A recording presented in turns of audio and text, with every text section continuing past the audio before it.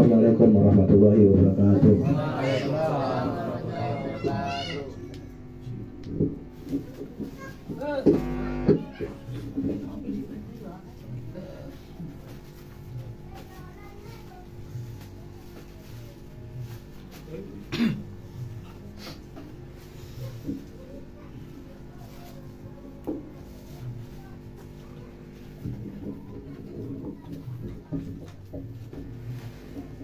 Bismillahirrahmanirrahim.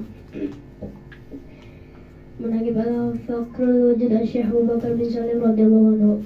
Asy-Syaikh Abu Bakar bin Salim radhiyallahu anhu Al-Fakhrul Wujud. Beliau adalah As-Sayyid Asy-Syaikh Al-Kabir Al-Qutub Asy-Syaikh Abu Bakar bin Salim bin Abdullah bin Abdurrahman bin Abdullah bin Syekh Al-Imam Al-Qutub Abdurrahman As-Segaf bin Asy-Syaikh Muhammad Maula Dawirah bin Asy-Syaikh Ali Sohibul Dar bin Al-Imam Al-Wiguluyur bin Al-Imam Al-Faqih Al-Muqaddam Muhammad bin Ali bin Al-Imam Muhammad Sohib Barbat bin Al-Imam Ali Al-Qasam bin Ali bin Al-Imam Ubaidillah bin Al-Imam Al-Muhajir Ahmad bin Al-Imam Nisa Ar-Rumi bin Al-Imam Ali Ar-Ruwaidi bin Al-Imam Jafar As-Sadiq bin Al-Imam Muhammad Al-Baqir bin Sayyidina Al-Imam Ali Zainal Abidin bin Sayyidina Al-Imam Al-Syahid Syababul Jamaah Al-Husain putra dari Al-Imam Amirul Mu'minin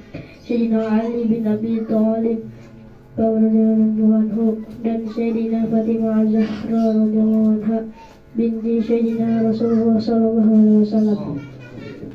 Bila Allah tokoh ulama Islam, lautan kedermawanan, keberkahan bagi alam semesta, tempat bersandar bagi para pendatang, sosok yang berkedudukan tinggi yang telah disepakati kewalian, keimanan dan keinginan kedudukannya.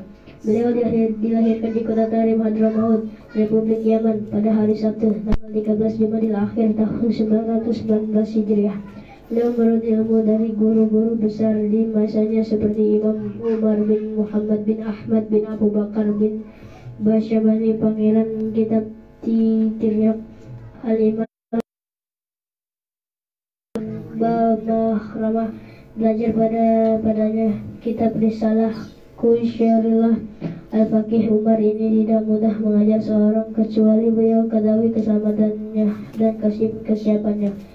Salah satu guru beliau, Syekh Ma'ruf Jamal, sangat memuji dan melebihkan beliau daripada ulama lainnya, bahkan mengisyaratkannya secara terus terang.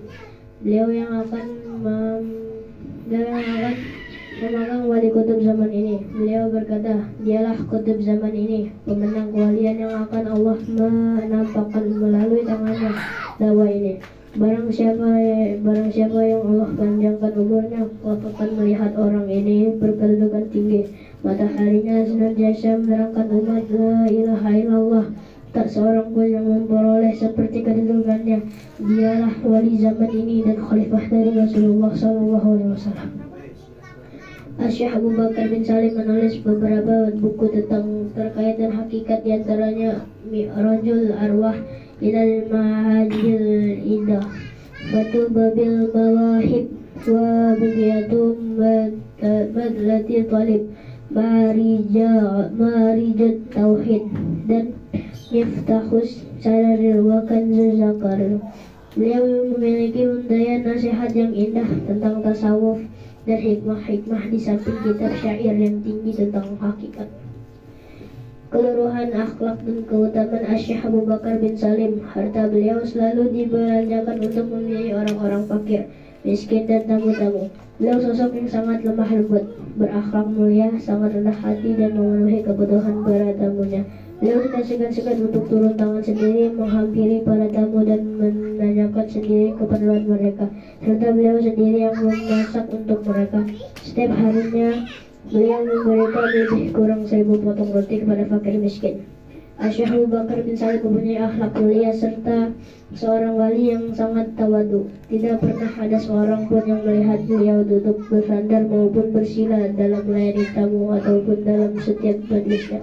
Sejak 15 tahun sebelum wafatnya, di dalam berbagai majelisnya Beliau tidak pernah duduk kecuali dalam posisi orang yang sedang tasyahud iftirash karena ketawaduan beliau.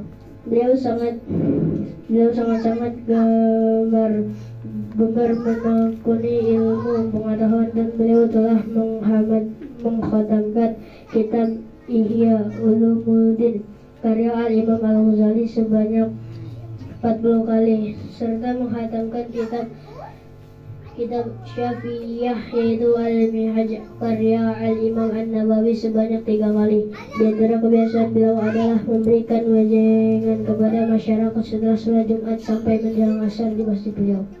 Di awal suluknya beliau telah melakukan ibadah dan riyadhah yang lazim dilakukan oleh kaum sufi. Pernah selama waktu yang cukup lama beliau berpuasa dan hanya berbuka dengan kurma yang masih hijau. Dan pernah selama 90 hari beliau puasa dan sholat malam di lembah Yabun. Selama 40 tahun beliau sholat subuh di Masjid Ba'isa di kota Lis dengan wudhu isya. Setiap malam beliau berziarah ke tempat pekuburan kaum solehin dan para wali di Tarim dan berkeliling untuk melakukan sholat 2 rakaat di berbagai masjid di Tarim. Beliau pun mengusung girbah tempat air untuk mengisi tempat wudhu serta tempat minum bagi para peziarah dan juga kolam untuk tempat minum hewan selama 40 tahun dengan berjalan kaki. Kemudian beliau mengakhiri perjalanannya dengan sholat subuh berjamaah di Masjid Ba'isa. Sepanjang hidup beliau berziarah ke makam Nabi Allah Hud alaihissalam sebanyak 40 kali. Riwayat lain mengatakan 70 kali. Sampai akhir hayatnya beliau tidak pernah meninggalkan sholat witir dan duha. Beliau sangatlah banyak memiliki kekeramatan yang sangat besar dan sangat luar biasa. Di antaranya keistimewaan beliau adalah beliau pernah berkumpul secara nyata dengan Nabi Allah Al-Khidir alaihissalam dan Ilyas alaihissalam. Beliau dapat menyingkap secara batin hal-hal gaib dan lintasan hati manusia. Tampak pada beliau kekeramatan yang luar biasa, tetapi sengaja tidak disebutkan di sini hanya untuk mempersingkat. Beliau pernah berkata, penjuru bumi ini ibarat piring yang ada di hadapanku.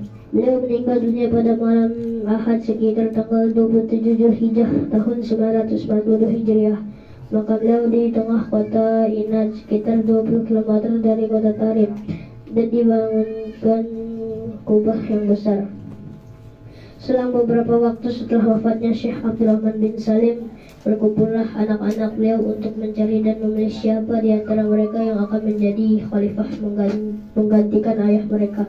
Mereka berkumpul di suatu syi'ib dan barang siapa mendapat tanda hari Allah Subhanahu wa taala, maka dialah yang dipilih sebagai khalifah. Ternyata yang mendapatkan tanda adalah Sayyidina Husain bin Syekh Abu Bakar. Ia mendapatkan langsung satu bejana yang berisi air turun dari langit. Maka anak-anak Syekh Abdurrahman bin Salim pun meminum daripada bejana tersebut dan mereka berkata kepada Sayyidina Husain, engkaulah yang berhak menjadi khalifah. Pada riwayat yang lain diceritakan oleh Al-Imam Al-Habib Ali bin Muhammad bin Husain Al-Habsyi, tatkala Syekh Abu Bakar bin Salim wafat, maka setiap anak-anak daripada Syekh Abu Bakar bin Salim menginginkan menjadi khalifah menggantikan ayahanda mereka. Maka ibunda mereka berkata, kalian semuanya mempunyai keberkahan, akan tetapi siapa yang keramatnya terlihat maka ia akan menjadi khalifah. Maka anak-anak Syekh Abu Bakar bin Salim pergi ke Wadi Inad dan mereka membentang sajadah masing-masing di tengah Wadi Inad, lalu melakukan sholat serta bermunajah kepada Allah Subhanahu wa taala. Tak lama kemudian turun kepada Syekh Umar Al-Mahdar berjana dan rantai emas dari langit. Maka Syekh Umar memanggil saudara-saudaranya, apakah kalian mendapatkan sesuatu? Mereka menjawab tidak. Maka mereka pun menyerahkan kekhalifahannya kepada Syekh Umar. Namun kekhalifahan diserahkan dan dipegang oleh Sayyidina Husain. Beliau berkomentar mengenai saudaranya Syekh Umar Al-Mahdar, sesungguhnya aku bersahabat dengan saudaraku Umar Al-Mahdar dan aku tidak merasa sebagai saudaranya, akan tetapi aku merasa dan menempatkan diriku sebagai pembantu dan murid baginya.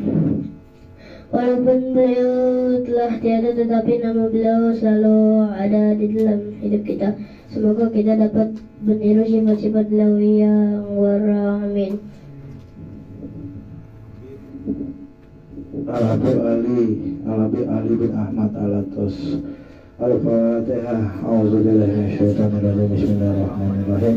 Alhamdulillahirabbil alamin arrahmanir rahim maliki yaumiddin. Iyyaka na'budu wa iyyaka nasta'in ihdinas siratal mustaqim.